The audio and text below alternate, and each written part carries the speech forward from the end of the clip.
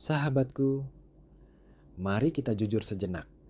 Di balik senyum yang kau pasang di media sosial, di balik kesibukan yang kau kejar setiap hari, seberapa sering kau merasa benar-benar hidup?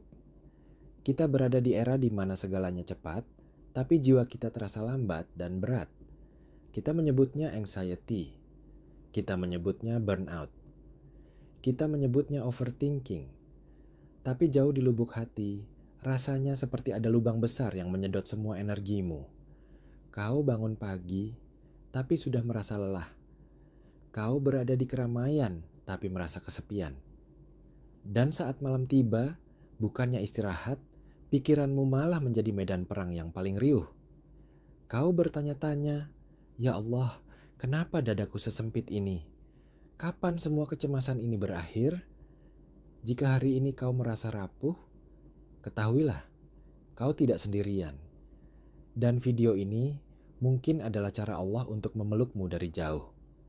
Hari ini kita tidak akan berbicara tentang motivasi permukaan. Kita akan menyelam jauh ke dalam diri kita untuk membongkar akar dari segala kegelisahanmu. Duduklah dengan nyaman. Tarik napas. Kita akan menempuh perjalanan panjang menuju pulang. Pernahkah kau berpikir, apakah kita memang diciptakan untuk menderita seperti ini? Apakah Allah menciptakan kita hanya untuk didera rasa cemas sepanjang hidup? Sejak Nabi Adam alaihissalam diturunkan ke bumi, Allah sudah menetapkan pengaturan pabrik, factory setting, kehidupan manusia. Apa itu? Tenang dan senang. Allah berfirman dalam surah Al-Baqarah ayat 38.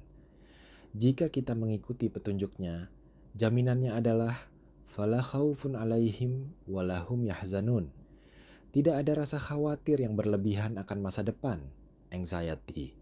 Dan tidak ada kesedihan yang larut akan masa lalu, depresi. Jadi, jika hari ini hidupmu terasa jauh dari tenang dan senang, jika dadamu terasa sempit walaupun hartamu lapang, itu bukan karena Allah jahat. Itu bukan karena takdirmu buruk. Itu adalah sinyal. Sinyal bahwa ada sesuatu di dalam mesin jiwamu yang sedang bekerja tidak sesuai dengan buku manualnya. Kita terlalu sibuk mengejar validasi makhluk, sampai lupa pada koneksi dengan Sang Khalik. Kita mengejar ketenangan dengan membeli barang, pergi liburan, atau scrolling berjam-jam. Tapi kenapa tenangnya cuma sebentar? Karena itu semua hanya obat penenang sementara, bukan penyembuh luka yang sebenarnya. Untuk menyembuhkan luka, kita harus tahu di mana letaknya. Mari kita bedah pelan-pelan.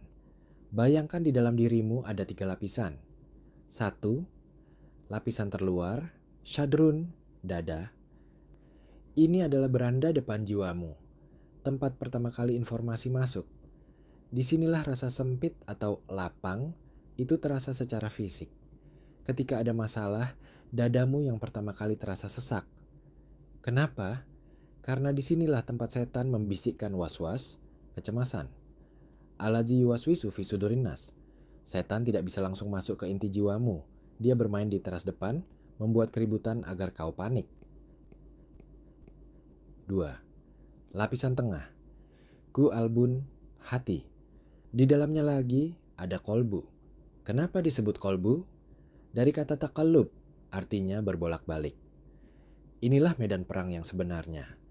Tempat di mana kau merasa bingung, galau, antara ingin taat tapi berat, ingin maksiat tapi takut. Disinilah pergolakan emosimu terjadi setiap detik. 3. Inti terdalam, nafsun, jiwa. Dan disinilah rahasianya. Di bagian paling dalam ada nafsun. Dan di dalam nafsun ini Allah menanamkan 2 potensi besar. Pertama, takwa. Ini adalah kutub positif. Kumpulan semua kebaikan, jujur, sabar, rendah hati, tenang. Ini adalah fitrah aslimu. Kedua, fujur.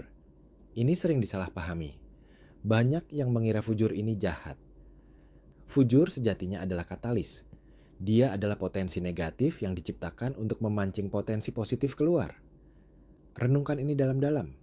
Allah menciptakan rasa marah, fujur, bukan supaya kau jadi pemarah, tapi supaya potensi sabarmu, takwa, muncul. Allah menciptakan potensi sombong supaya kau belajar untuk rendah hati. Jadi, sahabatku, perasaan-perasaan negatif yang kau rasakan itu sebenarnya adalah undangan untuk mengaktifkan sisi terbaik dirimu. Tanpa adanya potensi buruk, kita tidak akan pernah tahu rasanya menjadi baik. Lalu, kenapa kita gelisah? Di mana salahnya? Masalahnya terjadi ketika si katalis tadi, si fujur tadi, dibajak. Inilah tugas setan sejak zaman Nabi Adam. Dia bersumpah untuk menyesatkan kita. Caranya cerdas sekali. Dia tidak menciptakan keburukan baru, dia hanya membocorkan pipa yang sudah ada. Setan membisikkan was-was ke dalam dadamu, syadrun, mempengaruhi hatimu, kalbun, dan akhirnya membajak potensi fujur di jiwamu, nafsun. Seharusnya saat rasa marah muncul, ia mendorongmu untuk bersabar. Tapi karena bisikan setan, rasa marah itu bocor keluar menjadi tindakan agresif. Seharusnya saat melihat harta orang lain, ia mendorongmu untuk bersyukur dan bekerja keras. Tapi dibajak setan menjadi rasa iri dan dengki. Ketika fujur ini bocor dan mengambil alih kendali, itulah yang disebut nafsu ammarah bisu. Jiwa yang selalu menyuruh pada keburukan. Inilah sumber kegelisahanmu. Inilah kenapa engkau overthinking. Karena energi jiwamu habis tersedot ke jalur yang salah. Kau sedang bertarung melawan fitrahmu sendiri. Sekarang, bagaimana cara menambal kebocoran ini? Bagaimana mengembalikan ketenangan? Ustadz Adi Hidayat memberikan solusi yang sangat praktikal yang sering kita lakukan tapi lupa maknanya. 1. Sadari kemuliaanmu, self-worth. Pertama, sadarilah siapa dirimu.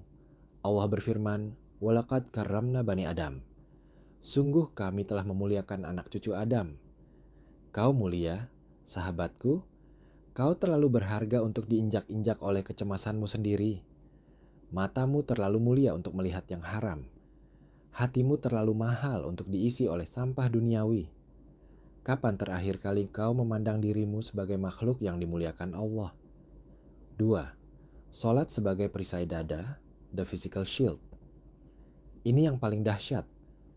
Perhatikan gerakan salatmu. Saat kau berdiri dan bersedekap, di mana kau meletakkan tanganmu? Di depan dada, di depan syadrun. Ini bukan sekadar gerakan. Ini adalah simbolisme psikologis yang kuat. Kau sedang menutup pintu masuk bisikan setan. Kau sedang membentengi syadrunmu. Seakan kau berkata, "Ya Allah, saat ini aku tutup dadaku dari dunia. Aku hanya ingin bersamamu." Jika sholatmu benar, jika kau benar-benar menutup dada saat menghadapnya, maka otomatis fahsya dan mungkar, kebocoran fujur tadi, akan tertekan. Inilah kenapa sholat adalah healing terbaik. Ia adalah mekanisme pertahanan jiwa yang Allah rancang untukmu. 3. Zikir menuju tumaninah. Setelah perisai terpasang lewat sholat, isilah jiwamu dengan nutrisi. Nutrisinya adalah zikir dan Al-Quran. Al-Quran disebut syifa, penyembuh bagi apa yang ada di dalam dada. Lakukanlah ibadah bukan untuk menggugurkan kewajiban, tapi untuk mencapai tumaninah. Apa itu tumaninah? Itu adalah ketenangan yang stabil. Bukan tenang karena masalah hilang, tapi tenang meskipun masalah masih ada, karena kau tahu Allah bersamamu. Saat tumaninah ini sering kau rasakan, jiwamu akan naik level menjadi nafsul mutmainnah, jiwa yang tenang. Sahabatku yang sedang dalam perjalanan, di akhir nanti hanya ada satu panggilan yang kita rindukan. Bukan panggilan wahai direktur, wahai orang kaya, atau wahai si fulan yang sukses. Panggilan yang kita rindukan adalah, ya ayyatuhan nafsul mutmainnah, irji'i ila rabbiki radiyatan mardiyah. Wahai jiwa yang tenang, kembalilah kepada Tuhanmu dengan hati yang puas lagi diridainya. Tujuan akhir kita bukanlah menjadi kaya raya, tapi menjadi tenang. Dan ketenangan itu tidak dijual di toko manapun di dunia ini. Ia hanya ada di dalam sini, menunjuk dada. saat koneksinya dengan langit tersambung kembali. Jika malam ini dadamu masih terasa sempit, tidak apa-apa. Itu tandanya kau masih hidup dan Allah masih memanggilmu. Jangan menyerah pada dirimu sendiri. Ambil wudhu, bentangkan sajadah. Lipat tanganmu di depan dada dan katakan padanya, "Ya Allah, aku lelah. Aku titipkan semua kegelisahan ini padamu. Kembalikan aku pada pengaturanmu yang tenang dan senang. Terima kasih telah bertahan sejauh ini. Kau lebih kuat dari yang kau duga. Jika video ini menjadi setitik cahaya di tengah mendungmu hari ini, silakan bagikan kepada jiwa lain yang juga sedang membutuhkan pelukan." Tuliskan satu doa kecil di kolom komentar sebagai penguat langkah kita bersama. Sampai jumpa di ruang refleksi berikutnya.